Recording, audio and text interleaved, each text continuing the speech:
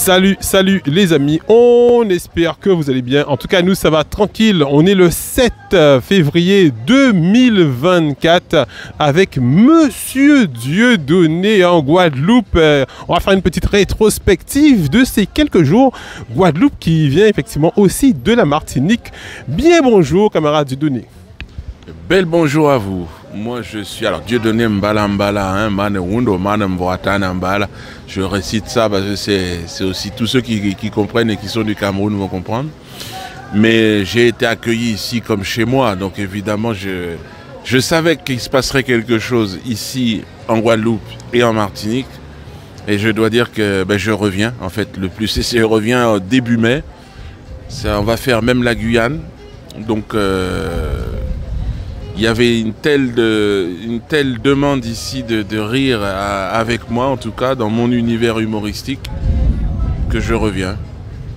Eh bien oui, parce qu'on était présent à ce spectacle en Conla. On remercie encore les organisateurs. C'était vraiment, tout le monde était plié de rire. Et même à la fin, le public, tout le monde il y avait vraiment stay ovation. Tout le monde s'est levé, a applaudi. Donc super bien accueilli. Alors là, vous sortez de la Martinique. Comment c'était en Martinique?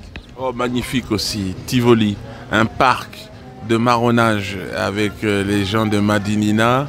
Avec évidemment en plus, j'ai eu l'honneur de pouvoir compter sur la présence de Garcin Malsa, qui est pour moi beaucoup d'inspiration dans tout son parcours.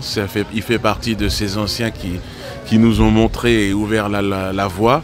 Et puis, Joby Valente n'était pas là, mais j'ai une bonne pensée pour elle. Donc j'avais déjà des repères et des gens qui... Césaire n'était plus là, mais je l'avais rencontré là, quand j'avais été agressé, effectivement, là-bas par des béquets. Donc moi je suis plus que jamais conscient que, en fait, il y a un deux poids, deux mesures. On n'est pas vraiment en France ici. Enfin, même si la France considère que c'est encore son territoire. Il y a une majorité de gens qui sont vraiment dans une conscience patriote d'un peuple qui existe, qui est le peuple de Guadeloupe et de Martinique.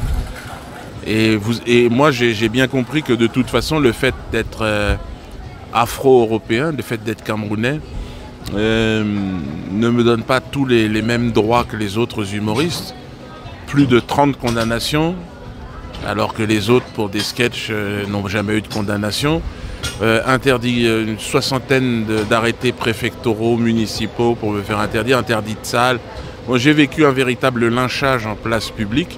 Et ici, tout est différent. C'est comme si j'étais dans un autre pays, en fait, puisque aucune interdiction, évidemment. Pourquoi? Parce qu'à mon avis, ici, c'est trop sensible et que la population noire est mieux organisée, plus forte, et donc cette force elle entraîne une justice. Donc je ne peux qu'encourager les jeunes générations. J'ai vu des jeunes générations ici, de gens très très conscients et qui ne se laissent pas faire, et c'est vraiment ce qu'il faut, parce que liberté, égalité et fraternité, tout cela n'est malheureusement qu'un leurre, un mensonge. Et je crois qu'il y a aussi dans cette jeunesse un appétit pour la terre-mère, le continent africain. Donc j'ai vraiment, avec Elie Domota aussi, on a pu sentir ça. C'était une famille qui se retrouve. Alors c'est quelque chose de puissant, de fort, et je crois que si je peux apporter ma petite pierre à l'édifice de cette émancipation pour nos enfants, je ne manquerai pas de le faire. Alors, je vais revenir sur la Martinique, effectivement. Donc, à Martinique où vous avez été agressé, et en Guadeloupe, effectivement, on voit cette popularité, notamment sur nos réseaux sociaux, les petites vidéos qu'on a pu partager. Beaucoup de personnes ont dit c'est dommage, on ne savait pas, on serait venu, on veut le voir. Vous avez effectivement eu beaucoup d'attentes et même on nous a même engueulé pour nous dire mais il fallait l'interviewer, monsieur Dieudonné, il fallait l'interviewer. On leur a dit attendez, ça viendra parce qu'ils voulaient vous entendre acclamer. Donc alors pour revenir sur la Martinique, donc ces personnes qui vous ont agressé, c'est qui? C'est une communauté? C'est quoi? Alors ils sont donc 4 blancs avec des passeports israéliens qui se revendiquaient de la Martinique, proches donc des Békés. Et ils me sont tombés dessus, ils étaient à 4, ils me sont tombés dessus dans le dos évidemment. Donc je suis tombé entre 2 voitures, bon, ils m'ont roué de coups, sale nègre, tu retournes en Afrique. Et puis je me suis relevé, je les ai poursuivis. Et là je suis tombé sur 2 gardiens de la paix antillais qui étaient tranquilles dans leur voiture et qui m'ont vu courir sur la route. Ils m'ont dit qu'est-ce que vous faites là? Alors je l'ai expliqué. Et là on les a rattrapés parce qu'en Fort-de-France il y a pas mal d'embouteillages. Donc eux, évidemment avec une voiture de police, ont remonté la file. Je leur ai dit c'est eux. Et là on les a arrêtés. Donc ils ont été pris et donc jugés en comparution immédiate le lendemain. Et ils ont écopé de, je crois que c'est 6 mois de prison, dont 1 mois ferme. Mais ce qui était un peu étrange, c'est que la veille, il y avait 3 noirs sur une plage, 4 noirs, c'était exactement les mêmes nombres de personnes qui s'en étaient pris à des touristes blancs et eux avaient pris 2 ans de prison ferme. Donc tout le monde s'est étonné, mais alors pourquoi, quelle est la différence?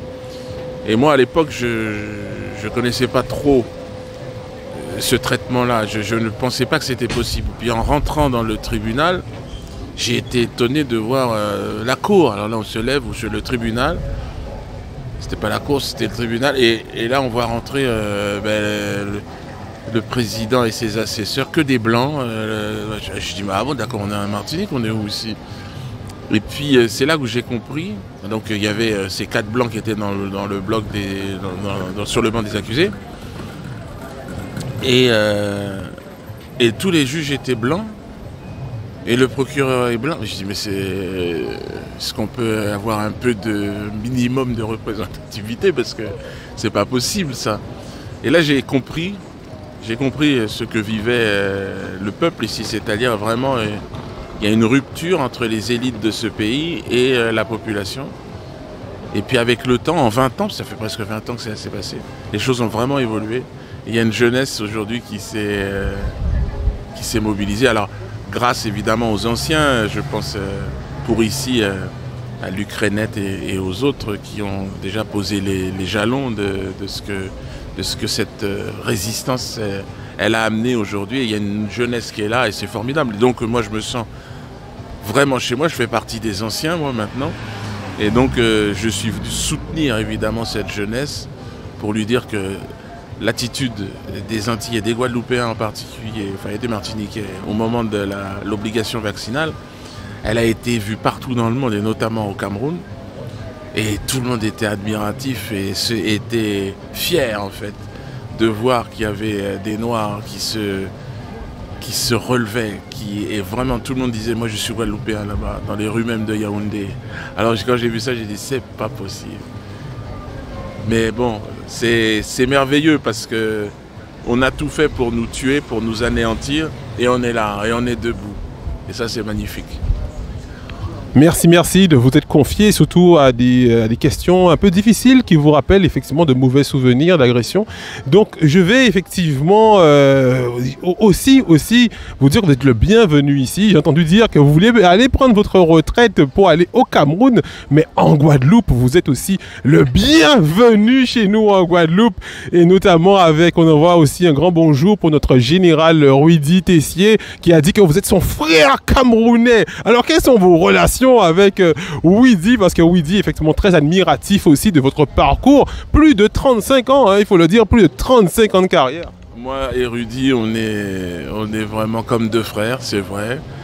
déjà, je pense qu'il n'en est pas conscient, mais il a un talent, un charisme qui pourrait l'encourager à monter sur une scène de théâtre.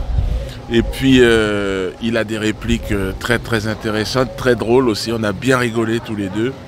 Non, on s'apprécie sincèrement. Et puis, comme moi, il a pas peur de... Moi, j'ai eu, je ne sais pas combien de gardes à vue.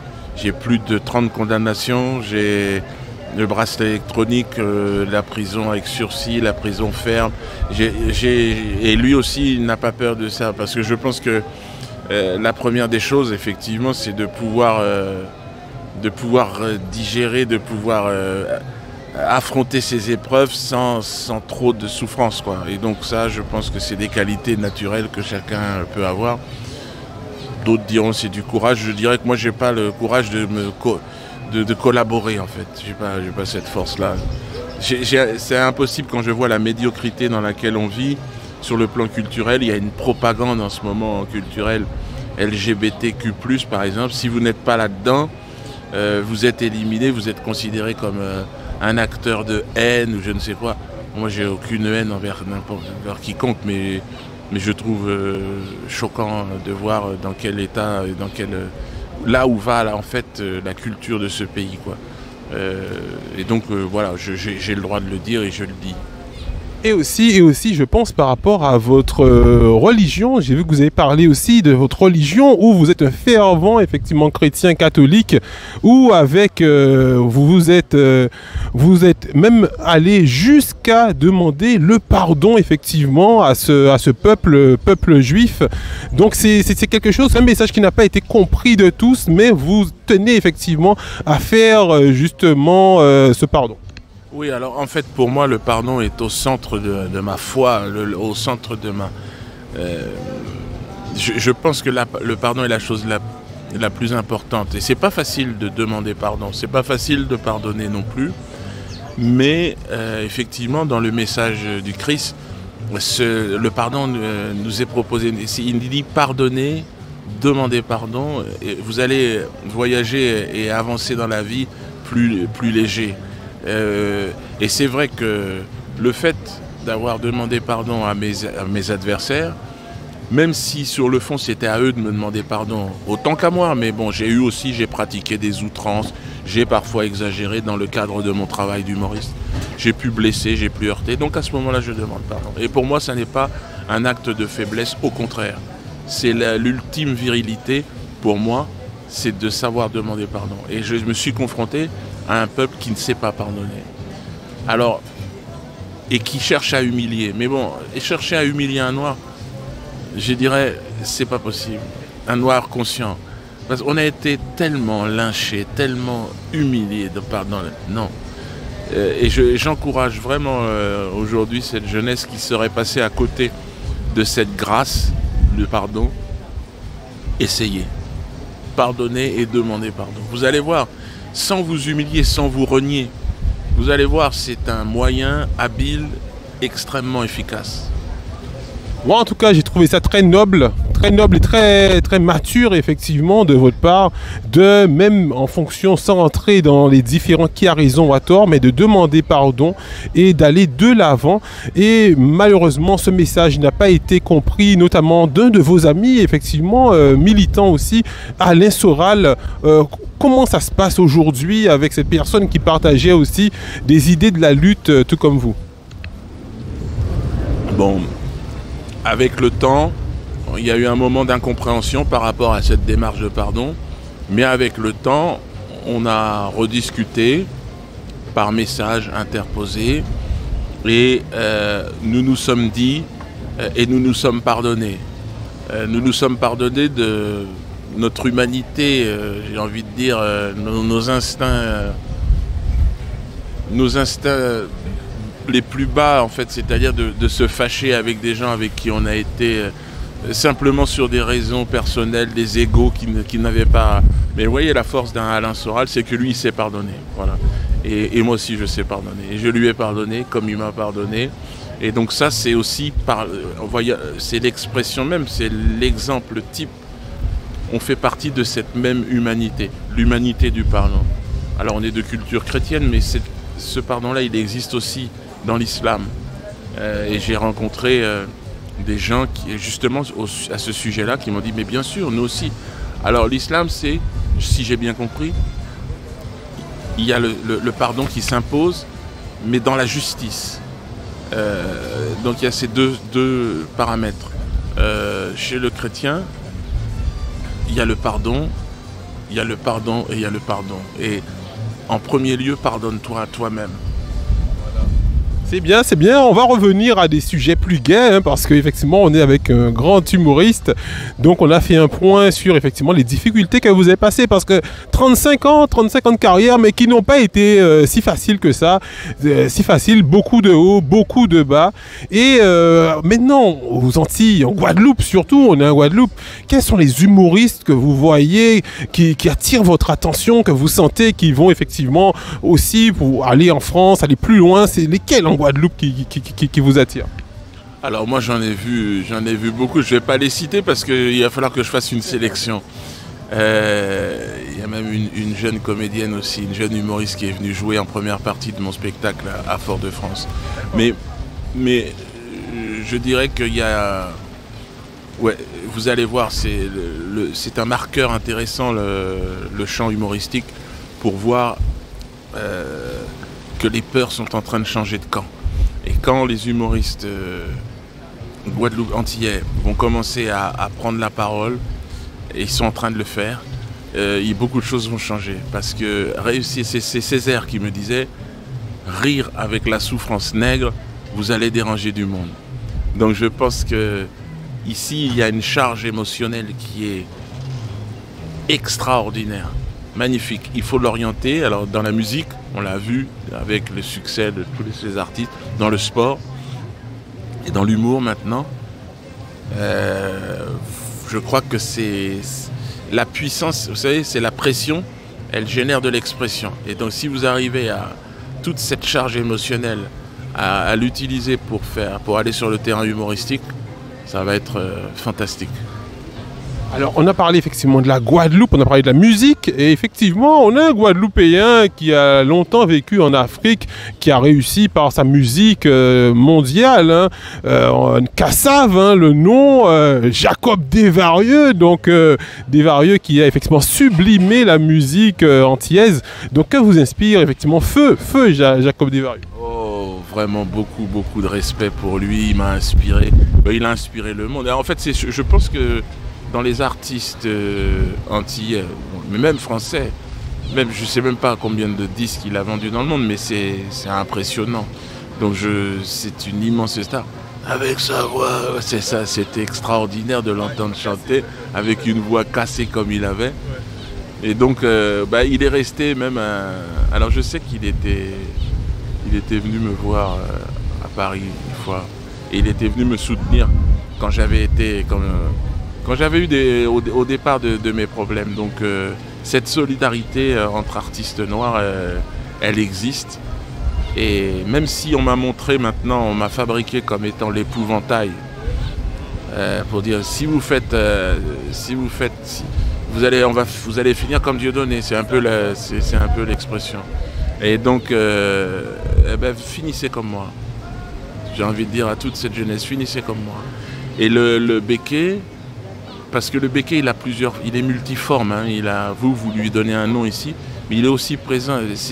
Cette attitude d'esclavagiste, si vous voulez, pour moi, c'est le béquet qui a tué Kadhafi, c'est le béquet Lumumba.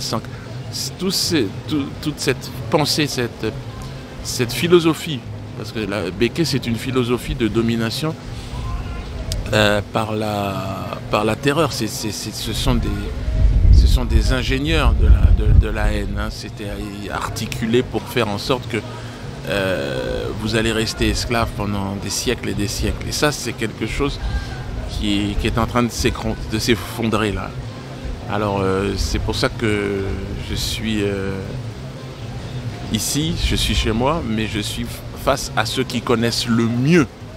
Et donc, quand j'ai échangé, que ce soit ici en Guadeloupe ou en Martinique, avec certains, notamment, c'était hier avec un homme qui avait hérité des terres. Donc son père était béquet, sa mère était une servante. Et il a finalement hérité des terres. Il m'a raconté son histoire. On était presque en larmes tous les deux parce que sur le plan psychologique, c'est extraordinaire. C'est impensable de se retrouver dans cette situation.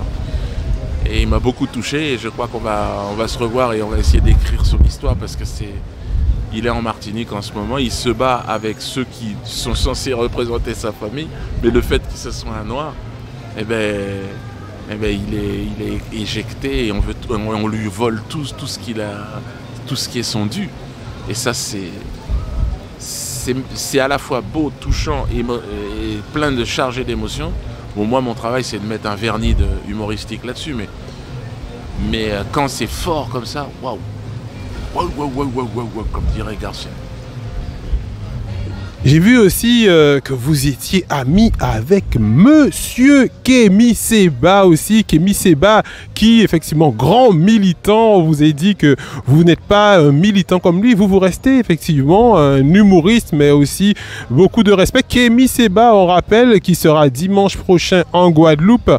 Que sur ses actualités, j'ai vu que son meeting qui devait être à Paris ce dimanche a été annulé. Mais il a confirmé sa venue en Guadeloupe dimanche 16 ou le 16 février. Il sera à la même salle qu'il y a 2 ans en Guadeloupe. Alors, Kémy Séba.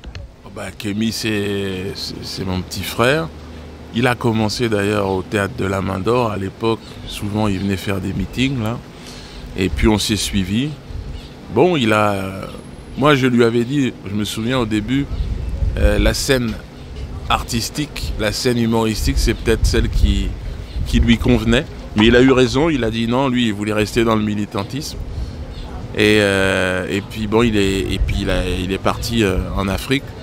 Ce que je fais, moi, plus lentement que lui, puisque j'y suis de plus en plus. Mais non, j'ai à la fois de l'admiration, il me rend fier, je suis fier de lui. Et voilà, il le sait de toute façon. Moi, je suis un ancien par rapport à lui. Et donc, je sais qu'il a ce respect-là aussi. Et donc, moi, je peux que l'encourager et je serai toujours derrière lui. Effectivement, Kémy Séba, quelqu'un rempli d'humilité et d'humanité aussi avec son ONG panafricaniste. Donc, on est en Guadeloupe. Vous avez parlé tout à l'heure du leader du militantisme en Guadeloupe, Monsieur Élie Dombota aussi, donc qui a aussi beaucoup collaboré à la venue de Monsieur Séba. Donc Élie Dombota qu'on a surtout découvert en 2009 et il y a 2 ans aussi, comme vous avez parlé, de la lutte qu'il y avait contre l'obligation vaccinale, 2 ans de lutte pour ces soignants suspendus, beaucoup de lutte. Alors, qu'inspire quelqu'un comme Élie Dombota? Oh, Élie, alors lui... c'est pareil, quoi. C'est un frère. Je sais aussi le lien, parce que ce qui est extraordinaire avec Élie aussi, c'est son attachement à l'Afrique. C'est vraiment une famille qui se retrouve et Élie en est vraiment l'exemple flagrant, quoi. C'est cette conscience, cette maîtrise de... Alors, il a un parcours qui est syndical, lui, un parcours qui est le droit. Et chacun arrive en fait on arrive sur le terrain, sur ce combat-là, avec des parcours complètement différents. Mais au fond, il y a beaucoup d'émotions au fond de nous.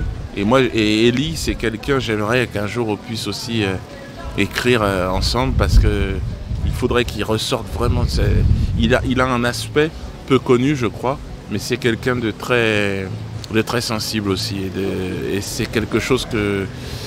Enfin bon, voilà, lui aussi nous rend très fiers. Sachez que quand il s'est fait agresser par les forces de l'ordre ici au moment de l'obligation vaccinale, ça a été... On a tous été révoltés, on aurait aimé être là. Quand on est face à ce genre d'injustice, bon, il y a un instinct premier qui arrive qui dit on aura envie de se battre à ses côtés. Maintenant, ils ont eu raison d'agir comme ça, tranquillement, petit à petit, de défaite en défaite jusqu'à la victoire. Et c'est vraiment... Alors il peut compter lui aussi vraiment sur moi si il fait partie maintenant de ses amis qui sont avec qui on sent que on pourrait mourir sur le combat ensemble, quoi. Alors, si on a un jeune humoriste ou un humoriste tout court qui voit cette vidéo et qui se dit « Mais comment faire pour se renouveler ?» Parce que on vous a vu depuis l'époque avec Elise Moon, vous avez réussi à faire des spectacles toujours frais qui venaient avec des thèmes d'actualité. Donc, et on voit certains humoristes, des fois, ils commencent, ils sont brillants, mais après ils sortent, ils sont démotivés. Comment arrivez-vous à faire pour vous renouveler vos inspirations, pour donner des spectacles toujours aussi frais? C'est vrai que c'est très compliqué. Ben, vous avez Pascal Légitimus qui est d'ici, je crois, que j'aime beaucoup aussi et que je salue. Pascal qui a le plus grand mal parce que toute la difficulté, c'est que je crois que c'est Bourdon. Les Inconnus ont marqué vraiment aussi une étape. Vraiment, ils ont ouvert une porte extraordinaire entre la télévision, le cinéma et l'humour. C'est incroyable ce qu'ils ont fait. Et donc, et Pascal faisait partie, et un membre brillant de ce trio. Et je pense que la difficulté, avec le temps, le champ d'expression s'est réduit. C'est Bourdon qui disait ça aussi, et je crois qu'il n'a pas tort. Bon, moi, j'en suis l'exemple, hein, c'est-à-dire que il y a une propagande culturelle officielle défendue par l'État qui veut qu'on peut rire de tout sauf de certains sujets. Et ces sujets-là, moi j'ai toujours dénoncé ça, cette compétition victimaire, cette hiérarchisation. Comment peut-on commémorer une souffrance sans commémorer les autres? Je ne dis pas que... Mais il n'y a pas de compétition. De toute façon, la souffrance noire est au-dessus de toutes les autres. Il n'y a même pas de compétition. On ne joue pas dans la même catégorie. C'est des siècles et des siècles avec des exemples de barbarie jamais égalés dans l'histoire de l'humanité. Peut-être avec les Indiens, et encore. Et donc, quand on est face à cette propagande des élites blanches qui sont là, oh, la dernière guerre mondiale, on a mal au cul. Bon, il faut rester digne, il faut respecter leurs souffrances, mais arrêtez de hiérarchiser ces souffrances. Arrêtez parce que nous n'avons absolument aucune leçon à recevoir. D'autant que, en ce qui concerne la traite négrière, ne serait-ce que cet exemple, on ne va pas parler de la colonisation, mais il y avait énormément d'esclavagistes juifs dans le lot. Donc c'est le juif qui porterait la souffrance de toute l'espèce humaine, avec ce qui s'est passé dans la... C'est obscène. C'est obscène et c'est dangereux. Et on le voit aujourd'hui avec ce qui se passe en Israël, où les Palestiniens sont traités comme des animaux, puisque même les responsables politiques disent que ce sont des animaux. Bon, on connaît ça. Être traité comme un animal, on sait ce que ça veut dire. Et donc quand l'Afrique du Sud dit il faut maintenant condamner Israël, ça vient du peuple noir, cette demande de condamnation devant les Nations Unies, ça a du sens. Et donc, qu'est-ce que vous voulez que je vous dise? Moi, j'ai essayé de discuter avec des membres de cette communauté. Il y a ce sentiment de supériorité, cette arrogance, ce racisme viscéral. Alors, je ne dis pas que toute la communauté, encore une fois, puisque quand j'ai fait cette demande de pardon, il y en a qui sont venus vers moi et qui sont devenus maintenant des interlocuteurs et on discute régulièrement. Oui, il y en a eu. Pas beaucoup, hein, mais il y en a eu. Et ils sont pas si... Les autres ont peur, en fait, parce qu'il y a dans cette communauté juive, en France, des gens qu'on voit, qu'on entend parler, et puis il y a quand même une majorité silencieuse. Et eux ne se sentent pas représentés. Le CRIF, par exemple, est une organisation raciste, ouvertement raciste envers les Noirs, surtout. C'est terrible, il faut le savoir, hein. La LICRA, ces associations sont des associations négrophobes. Clairement, si vous regardez l'histoire de ces associations, c'est systématique. Bon, moi je les ai confrontés. Et eux jouent le jeu de l'amalgame. C'est-à-dire, parce que vous en prenez à nous, vous en prenez à tous les juifs. Je ne suis jamais pris à tous les juifs. Et dans l'histoire, quel est ce mouvement noir qu'aurait essayé d'exterminer? Ça n'existe pas. Ça n'existe pas.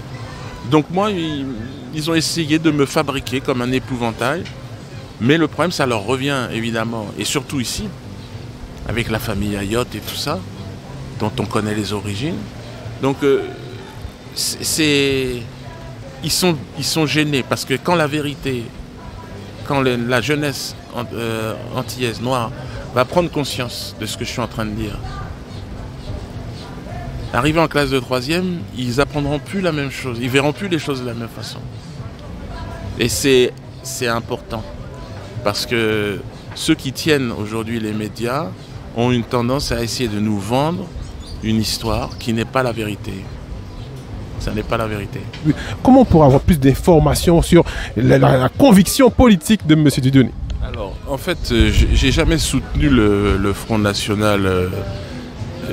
J'ai grandi dans la haine du Front National. Comme beaucoup, la propagande, surtout de gauche, Parti Socialiste, SES Racisme, nous poussait à haïr le Front National en nous disant que c'était des gens racistes. Et ce même pays, cette même gauche française qui se revendique garante des droits de l'homme et qui a eu cette politique africaine désastreuse. Alors, moi, j'ai simplement voulu rencontrer Jean-Marie Le Pen. Voilà, c'est tout. C'est pas le Front National, c'était celui qui représentait la haine des Noirs. Et puis j'ai discuté avec lui. Et puis j'ai découvert un homme qui n'était pas du tout celui que je pensais qu'il était. Et alors je lui ai expliqué moi d'où je venais, quel était mon parcours. Alors on a eu une mère bretonne en commun. Lui il a une mère bretonne, moi aussi, mais bon lui il a fait la guerre d'Algérie, il défend le patriotisme, la France aux Français. Mais je lui ai expliqué la situation ici. Je lui ai dit la France aux Français, mais alors la Guadeloupe aux Guadeloupéens. Et je lui ai parlé du problème des béquets. Il m'a dit, je ne connaissais pas cette situation-là. Les béquets, ils ont soutenu plutôt la gauche et la droite, mais jamais le Front National. Je lui ai dit, pourquoi? Soi-disant. Et donc Jean-Marie Le Pen, c'était au moment des élections présidentielles de je ne sais plus quoi, suite à la discussion qu'on avait eue. Et c'est là qu'il est devenu, on peut dire, un ami. Il a posé cette question aux journalistes. Je vous enverrai le lien, c'est intéressant que vous le mettiez. C'est le seul homme politique qui a accès, même LFI, il ne parle jamais des béquets. Lui, Jean-Marie Le Pen, il en a parlé. Il a dit, mais comment ça se fait ceux qui ont profité, donc les familles qui ont profité, qui se sont enrichies sur la traite des Noirs, comment se fait-il qu'au niveau du foncier, ça n'a pas été réparti, tout ça? Quel autre homme politique a dit ça? Réfléchissez bien. Les béquets payent tout le monde. Ils financent tous les partis. Gauche, droite. Pas le Front National. Pourquoi pas le Front National? Alors bientôt, peut-être maintenant avec Marine Le Pen, ça va changer. Mais ce que je veux dire, c'est que, vous voyez, il a été fabriqué pour qu'on ait la sensation. Je crois qu'il a essayé d'atterrir ici, on a dit non. Mais le problème du béquet, vous voyez, c'est que lui, il atterrit quand il veut. Il est là. C'est pas Jean-Marie Le Pen, il est jamais venu ici. Pourquoi tout d'un coup les Antillais, ils auraient un problème avec cet homme dont le père est mort sur une mine allemande? De quoi on parle? En fait, tout est faux. Tout ce qu'on vous raconte est faux. Je ne dis pas que Jean-Marie Le Pen et son parti, c'était pas un parti blanc, plutôt xénophobe, mais ils voulaient que leur pays à eux, c'est la France, c'est la métropole. Ils se défendaient pour ça. Comme ici, on se défend comme au Cameroun, on se défend pour que le Cameroun reste au Camerounais. Et donc, je pense qu'en discutant un peu avec, il s'est aperçu aussi que ce combat-là, il était malheureusement un combat mondial. Tous les peuples ont envie de se... Alors, c'était intéressant cette discussion. Bon, encore une fois, je pense que sa fille a repris le parti. Je ne sais pas dans quelle disposition elle se trouve. Moi, j'ai compris que la politique était truquée, que c'était un... Bon, même si, ici, je me dis, ce serait bien quand même pour les élections européennes qu'il y ait un parti afro-européen. Et s'il se montait ce parti, ici, on aurait des élus qui parleraient à l'Assemblée là-bas européenne, là, et qui ferait des passerelles, qui permettraient aux Antillais d'aller en Afrique et des Africains d'aller aux Antilles. Et rien que ça, je pense que ça c'est jouer avec les armes de l'adversaire, mais je pense que l'indépendance ici viendra. Mais en attendant, il y a peut-être des étapes peut-être et je pense que là, ces prochaines élections, là, j'espère qu'il y aura vraiment une liste afro-européenne, parce qu'on est très nombreux entre les Maghrébins, les Africains, on doit être plusieurs millions, et le fait de pouvoir, quand on voit aujourd'hui qu'ils font des lois immigration, par exemple, en France, ça fait un débat national, d'accord, non, mais très bien, mais alors, en Nouvelle-Calédonie, foutez-moi le camp, tirez-vous d'ici. En Guadeloupe, laissez les gens tranquilles, en Guyane, partout, à un moment donné, il va falloir simplement se respecter, et il va falloir que la France aussi regarde son histoire en face et soit cohérente. C'est l'immigration, on n'en veut plus, d'accord. Donc nos matières premières au Cameroun, au Niger, au Mali, tout ça, c'est à nous. C'est pas à vous. Il n'y aura plus aucun Malien, plus aucun Nigérien, plus aucun Camerounais à partir du moment où on va pouvoir vendre nos produits au prix normal. Tout le monde viendra. Il y aura même des Bretons, des mecs des Charentes qui vont venir s'installer en Afrique, comme c'est le cas en ce moment. Et on les accueillera avec amitié et amour, comme on le fait, comme l'Afrique, malheureusement, j'ai envie de dire malheureusement. Cet accueil qu'on a en fond de nous a coûté cher. Mais la loi immigration, elle ouvre un vrai débat. C'est-à-dire, vous avez peur des gens qui sont sur les plages là qui arrivent, vous avez peur de ces gens-là? Alors qu'il y a des cargos entiers de matières premières qui passent et qui sont payés vil prix. Vous avez tué Kadhafi, vous l'avez massacré, vous avez massacré ce peuple. Donc c'était le dernier verrou, le verrou libyen. Vous l'avez tué. Et aujourd'hui vous êtes en train de dire, oh, c'est pas normal, on a des...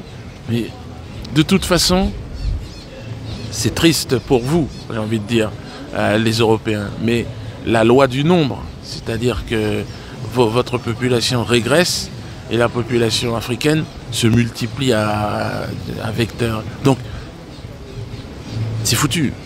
C'est foutu. C'est foutu, vous avez déjà perdu. C'est pas là aujourd'hui, c'est 10 000, demain c'est 20 millions. Donc arrêtez, arrêtez, les gens vont rester chez eux. Mais arrêtez de voler, arrêtez d'envoyer votre armée qui viole les femmes, qui tue les gens. Parce que Kadhafi, c'est quoi, c'était le dernier grand roi d'Afrique. Vous savez, j'étais à ses côtés, moi, au moment des bombardements de l'OTAN. J'étais chez lui, dans son bunker, avec les siens. Il était soutenu par son peuple, bombardé par l'Europe.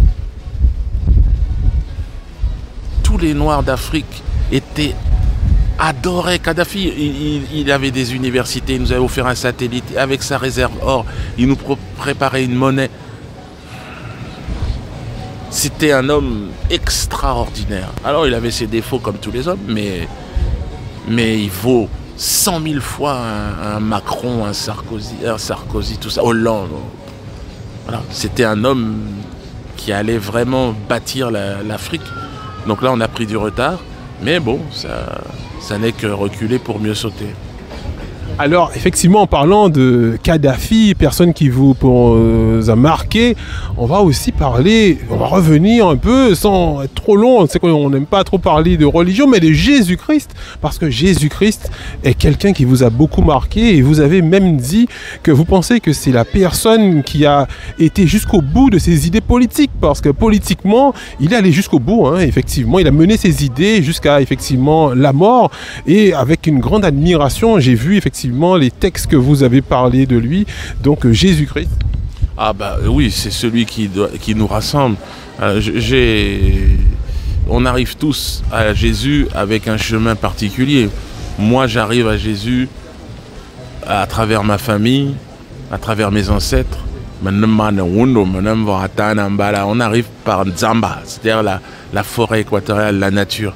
Et donc voilà, on arrive à lui. Et c'est lui qui va nous rassembler, parce qu'à un moment donné, qui d'autre que lui est capable de rassembler les hommes? Donc, je sais qu'il est attendu chez les musulmans. Bon, les juifs ont du mal à le reconnaître, mais ils attendent un messie. Peut-être après, c'est une histoire de nom. En tout cas, moi, je pense qu'il est venu, qu'il est vivant et qu'il n'ait jamais été aussi vivant. C'est la seule solution pour que le monde retrouve son souffle. Pour revenir sur la politique, on va juste faire un petit passage sur maintenant on a un nouveau gouvernement, on a le président Macron avec effectivement son premier ministre. J'ai vu que vous avez donné aussi des idées sur la communauté LGBT et tout, donc on a effectivement, que pensez-vous de ce nouveau gouvernement? Alors au Cameroun c'est interdit. Au Cameroun ces affaires-là ne sont pas autorisées. Donc au Cameroun ces affaires-là sont... Comment dire de toute façon, dans le champ public, l'homosexualité est interdite. Chacun fait ce qu'il veut chez soi, mais dans le domaine public, non, cette propagande-là n'existe pas. Donc moi, ce que je pense, c'est que, et c'est pour ça que j'accepte l'idée de ne pas appartenir de ne pas convenir à la propagande culturelle actuelle, je n'y crois pas. Je ne pense pas que ce soit possible de confier les responsabilités d'un pays, d'un gouvernement, à une personne faisant partie de la communauté homosexuelle. Mais je le dis, ça n'est pas... je ne pense pas que ce soit... Si on me pose la question à moi, je ne pense pas que ce soit possible. Pourquoi? Parce que c'est une sensibilité. Moi, je suis père de famille et je pense que ça appartient vraiment au domaine privé. Donc il n'aurait pas dit officiellement qu'il était homosexuel. Il n'aurait pas pris cet argument-là comme étant le marqueur d'une démocratie qui fonctionne. Moi, je pense que c'est le marqueur d'une démocratie qui défaille. Qu'un Premier ministre vienne dire, voilà, je suis homosexuel,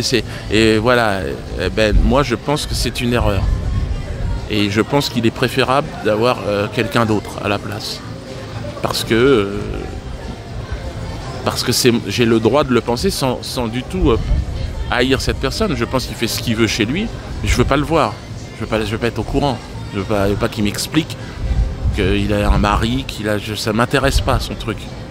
Et c'est pas de la haine, c'est simplement que moi je préfère que ce soit une personne qui a une femme, qui a des enfants, qui est confrontée au même problème que moi. Voilà. Pas au problème de j'ai un mari, qu'est-ce qu'on fait ce week-end? Ça ne m'intéresse pas. En tout cas, j'aime bien votre franchise. Et pour terminer, on va parler des prochaines dates que vous avez de spectacles, notamment le Dieu d'Obus aussi, que vous avez. Très, très bonne idée. Alors, quelles sont les prochaines dates? On a aussi parlé de la Guadeloupe. Donnez-nous toute votre actualité pour que les gens aient aussi votre site, qu'on puisse vous suivre.